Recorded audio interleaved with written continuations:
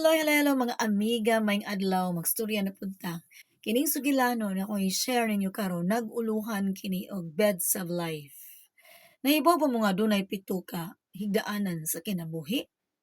Ang una mo kining waterbed, mo kini ang sabakan sa atong inahan. Kung diin nanimuyo kita og sulod siyam kabuwan. Ikaduha, sleeping bed. Mo kini ang ato ang katulganan, kung diin masinati nato ang panaghagwa, panag-away usahay, bedtime stories for children ug uban pa.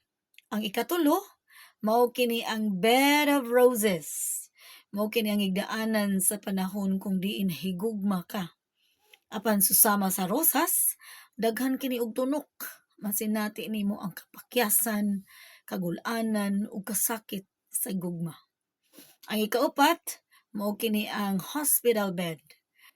Kini mao ang panahon kung diin luya ang atong lawas. Nagkinahanglan kini og atiman nga insakto.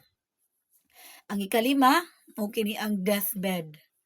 Masinati nato ang katapusan natong ginhawa. Ug ang ikaunom, mao kini ang cemetery bed.